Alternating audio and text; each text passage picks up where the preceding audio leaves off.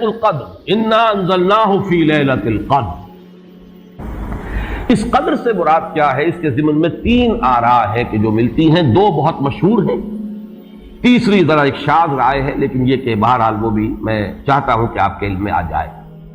قدر سے مراد ایک تو یہ ہے کہ یہ تقدیر الامور، یہ گویا کہ تقدیر کی رات ہے.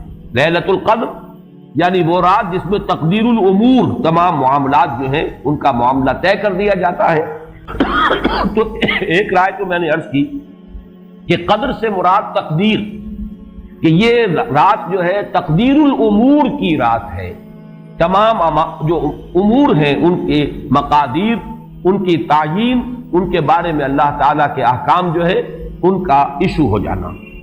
ایک رائے یہ ہے کہ یہ قدر سے مراد ہے قدر و منزلت، اونچا رتبہ، علو شان، منزلہ اور شرف. اب اس کی تائید ہوتی ہے، معلوم ایسا ہوتا ہے کہ یہ دونوں باتیں تو بیک وقت جو ہے مراد ہیں. اسی لیے میں نے کہا یہ دونوں اقوال بہت مشہور بھی ہیں، اور میرے نزدیک یہ دونوں ہی اس میں یہ ذو معنیین لفظ کے طور پر یہاں استعمال ہوا، یہ دونوں ہی مراد ہیں. یہ رات خود اپنی جگہ پر بھی بجائے خود، جسے ہم کہتے ہیں بجائے خود بھی بہت قدر و منزلت کی رات ہے، اور اس شب میں 1 سال کے معاملات جو ہیں وہ فرشتوں کے حوالے کر دیے جاتے ہیں. اس اعتبار سے اس کو کہا گیا لیلہ مبارکہ، انا انزلناہ فی لیلۃ مبارکہ. یہ خود مبارک ہے، اس کے اندر برکتیں ہیں، اس کے اندر عظمت ہے، اس کی اپنی شان بلند ہے، علو مرتبت کی حامل ہے یہ رات. یہ دو مفہوم جو ہے جب تو میں نے جیسا کہ عرض کیا یہ تو بہت کثرت کے ساتھ ہیں اور یہی زیادہ مشہور بھی ہیں. ایک تیسرا مفہوم جو شاذ ہے جو لیا گیا قدر سے، کہ قدر کا ایک مفہوم ہے تنگی کا بھی، جیسے کہ سورۃ الفجر میں ہم پڑھ چکے ہیں فَأَمَّا الْإِنسَانُ إِذَا مَا ابْتَلَاهُ رَبُّهُ فَأَكْرَمَهُ وَنَعَّمَهُ فَيَقُولُ رَبِّي أَكْرَمَنِ وَأَمَّا إِذَا مَا ابْتَلَاهُ فَقَدَرَ عَلَيْهِ رِزْقَهُ فَيَقُولُ رَبِّي أَهَانَنِ. انسان کا معاملہ عجیب ہے کہ جب اس کا رب اس کا امتحان لیتا ہے، اسے آزماتا ہے نعمتیں دے کر، عزت دے کر، تو کہتا میرے رب نے مجھے عزت دے دی. اور جب اس کا رب اس کو آزماتا ہے اس پر رزق کو تنگ کر کے، تو وہ کہتا میرے رب نے مجھے ذلیل کر دیا. تو یہاں پر جو تنگی کا مفہوم ہے قدر میں، تو ایک مفہوم یہ لیا گیا ہے کہ یہ لیلۃ القدر لیلۃ الضیق ہے، اور یہ اس لیے کہ اس زمین پر اتنی کثرت سے، اتنی کثیر تعداد میں فرشتے نازل ہوتے ہیں کہ تنگی پیدا ہو جاتی ہے. اب اس کے بعد سوال پیدا ہوتا ہے کہ یہ رات جو ہے مخفی کیوں رکھی گئی؟ تعین کے ساتھ کچھ معلوم نہیں یہ رات کون سی رات، کون سی رات ہے. اس کا جواب تو میں بعد میں دوں گا کہ اس میں جو آراء ہیں مختلف، لیکن یہ کہ اس کو کیوں مخفی رکھا گیا، اس پر کچھ پیاری باتیں ہیں جو مفسرین نے کہی ہیں. پہلی بات تو یہ کہ جتنی عظیم چیزیں ہیں ان سب کو مخفی رکھا گیا. قیامت کب آئے گی؟ مخفی ہے. آئے گی یہ یقینی ہے. کب آئے گی؟ یہ تو ان امور میں سے ہے کہ جس کا علم نبی اکرم صلی اللہ علیہ وسلم کو بھی نہیں دیا گیا، جبرائیل کو بھی نہیں دیا گیا. چنانچہ حدیث جبرائیل میں واضح طور پر الفاظ موجود ہیں وَمَا الْمَسْئُولُ عَنْهَا بِأَعْلَمَ مِنَ السَّائِلِ. کچھ معلوم نہیں، نہ سائل کو معلوم نہ مسئول کو معلوم قیامت کب آئے گی. اسی طرح بعض روایات میں جو آتا ہے اس میں اعظم، اللہ کا ایک نام ایسا ہے کہ اس کے واسطے سے اللہ سے جو بات مانگی جائے وہ رد نہیں ہو، لیکن وہ کون سا نہیں بتایا گیا. اقوال ہیں، اندازے ہیں، حی و قیوم پر زیادہ، الحی القیوم پر زیادہ لوگوں کا جو ہے وہ اجماع ہوا ہے، لیکن یہ کہ یقین سے نہیں کہہ سکتے. تو اسی میں اس کو بھی نوٹ کر لیجئے کہ اس کو مخفی رکھا گیا ہے لیلۃ القدر کو. لوگ زیادہ سے زیادہ محنت کریں، زیادہ سے زیادہ مشقت کریں، اس کے لیے جو بھی اس کی قدر و منزلت سے کسی درجے میں آگاہ ہے وہ اگر معین ہی ہو جاتا کہ ایک شب یہ ہے تو پھر تو سب کے سب اس رات میں محنت کر لیتے، باقی راتیں جو ہیں وہ پھر سونی اور ویران گزرتی. لیکن یہ کہ مطلوب یہ ہے کہ زیادہ سے زیادہ راتیں آباد ہوں، زیادہ سے زیادہ راتوں میں ذکر ہو، عبادت ہو، دعا ہو، اس لیے اس کو مخفی رکھا گیا. یہ حکمت ہے.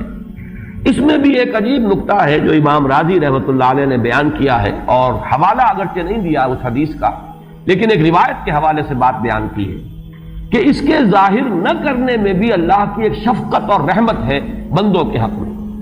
اس لیے کہ اس کی قدر جتنی زیادہ ہے اتنی ہی اس کی ناقدری پر سزا ہوگی. اگر معلوم ہو کہ یہ شب ہے اور اس کی ناقدری کو انسان کرے تو گویا کہ پھر وہ اتنا ہی زیادہ مورد عقاب اور مورد سزا بن جائے گا۔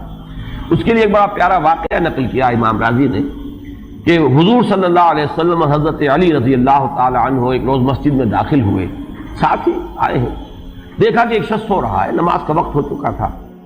حضور نے حضرت علی سے فرمایا کہ اسے جگا دو، اسے ہوش میں لے آؤ تاکہ یہ وضو کرے، نماز کے لیے تیاری کرے۔ حضرت علی نے امتثال امر کیا، جا کر جگا دیا۔ لیکن پھر ایک سوال کیا حضرت علی نے کہ حضور آپ تو خود نیکی کے کاموں میں بہت سبقت فرمانے والے ہیں، سباق بالخیر یہ لفظ ہے، سبقت کرنے والے بہت کثرت کے ساتھ، تو آپ نے یہ جو ہے یہ کام خود کیوں نہیں فرمایا اور مجھے کیوں اس کے لیے آپ نے حکم دیا؟ آپ خود بھی اسے جگا سکتے تھے۔ آپ نے فرمایا کہ تم اس کی حکمت کو سمجھ لو، میرے جگانے پر اگر وہ نہ جاگتا اور انکار کر دیتا تو کفر ہو جاتا اس کے حق میں، اور تمہارے جگانے پر اگر کوئی تساہل سے بھی وہ کام لیتا تو وہ کفر نہ ہوتا۔ تو یہ ایک فرق ہے کہ اللہ تعالیٰ کی طرف سے ایک شفقت ہے کہ حضور صلی اللہ علیہ وسلم جگاتے اور کسی درجے میں وہ انکار کر دیتا۔ کبھی ایسا بھی ہوتا آدمی نیند میں ہے اور وہ کہتا جاؤ جاؤ مجھے آرام کرنے دو، تو اگر میرے ساتھ یہ معاملہ ہوتا تو وہ کفر کے درجے کو پہنچ جاتی بات، لیکن اگر تمہارے ساتھ یہ معاملہ ہو بھی جاتا تو اس درجے شدید نہ ہوتا۔ تو گویا کہ حضور نے اس شخص پر شفقت کے اعتبار سے یہ شکل اختیار کی کہ خود نہیں جگایا، بلکہ یہ کہ حضرت علی رضی اللہ تعالیٰ عنہ کو حکم دیا کہ اسے جگا دو۔ تو یہ نقطہ کہ لیلۃ القدر کے اخفاء میں یہ بات بھی ہے کہ اگر اس کو عیاں کر دیا جاتا، معین کر دیا جاتا، تو پھر جو لوگ اس سے غافل رہتے پھر وہ بہت سخت ناقدری کا ارتکاب کرتے اور بڑی سزا کے مستوجب ہو جاتے۔ اب آپ چھٹی بحث ہے کہ وہ رات کون سی ہے۔ اجماع ہے کہ یہ رمضان مبارک ہی کی ایک شب، لیکن رمضان مبارک کی کون سی شب ہے اس پر بعض مفسرین نے تو لکھا ہے کہ 40 قول ہیں۔ چنانچہ صاحب تفسیر مظہری قاضی ثناء اللہ پانی پتی نے، میں نے وہ تفصیل تو نہیں پڑھی، کہ 40 قول نقل، لیکن امام راضی نے جو 9 قول نقل کیے ہیں وہ میں تیزی کے ساتھ آپ کو سنا دیتا ہوں۔ ابن رزین رحمہ اللہ کا قول یہ ہے کہ رمضان کی پہلی شب ہے۔ حضرت حسن بصری رحمت اللہ علیہ یہ ہے تابعین میں سے، اس لیے میں رضی اللہ عنہ نہیں کہہ رہا، رحمت اللہ علیہ۔ حضرت حسن بصری رحمت اللہ علیہ کی رائے ہے کہ یہ 17ویں شب ہے، یعنی وہ شب کہ پھر جس کے اگلے دن جو ہے وہ غزوہ بدر ہوا ہے، یوم الفرقان۔ حضرت انس رضی اللہ تعالی عنہ مرفوعاً روایت کرتے ہیں کہ یہ 19ویں شب ہے۔ محمد بن اسحاق جو بہت بڑے سیرت نگار ہیں حضور کے، ان کا قول ہے کہ یہ 21ویں شب ہے۔ حضرت عبداللہ ابن عباس رضی اللہ تعالی عنہما سے قول جو ہے مروی ہے کہ یہ 23ویں شب ہے۔ حضرت عبداللہ ابن مسعود رضی اللہ تعالی عنہ سے مروی ہے کہ یہ 24ویں شب ہے، اور اس کو میں ذرا اہمیت دیتا ہوں اس لیے کہ 24ویں شب جو ہے سورہ علق کی ابتدائی آیات کے نزول کے ضمن میں کچھ حساب کتاب کے جوڑنے سے 24ویں اور 25ویں شب کا بھی معاملہ جڑتا ہے، جو کہ میں نے آپ کو سورہ علق کے درس کے دوران بتایا تھا۔ اس کے بعد حضرت ابو ذر غفاری رضی اللہ تعالیٰ عنہ کا قول ہے کہ یہ 25ویں شب ہے۔ اس کے بعد حضرت ابی ابن کعب رضی اللہ تعالیٰ عنہ کا قول ہے، یہ وہ ہے جن کو کہ حضور نے خود فرمایا کہ اقرأہم ابی ابن کعب، قرآن مجید کے سب سے بڑے قاری حضرت ابی ابن کعب ہیں رضی اللہ تعالیٰ عنہ، اور ان کے بھی سینے پر آپ نے تھپکی دی تھی۔ ایک سوال کیا آپ نے کہ سب سے عظیم سورت کون سی ہے، اور جب انہوں نے صحیح جواب دے دیا سورہ فاتحہ، تو پھر یہ کہ اس پر حضور نے تھپکی دی کہ تمہیں اللہ تعالیٰ نے بہت صحیح مناسبت عطا کی ہے علم کے ساتھ۔ ان کی اور صحابہ میں سے بہت سے لوگوں کی رائے، یہاں تک کہ یہ کہا جا سکتا ہے کہ بقیہ اقوال جو ہیں وہ شاذ کے درجے میں ہیں، اور یہ گویا کہ اگر اجماع نہ کہا جائے تو بہت حد تک اتفاق کے درجے میں ہے کہ یہ 27ویں شب ہے۔ اور اس 27ویں شب کے ضمن میں حضرت عبداللہ ابن عباس سے ایک روایت میں پہلے آپ کو بتا چکا ہوں کہ 23ویں شب، لیکن 27ویں شب کے ضمن میں جو مختلف روایات حضرت عبداللہ ابن عباس رضی اللہ تعالی عنہما سے مروی ہیں، ان میں بھی کچھ لطیف نکات ہیں، وہ میں بعد میں بیان کروں گا۔ اس کے بعد ایک شاذ قول اور بھی ہے کہ یہ 29ویں شب ہے۔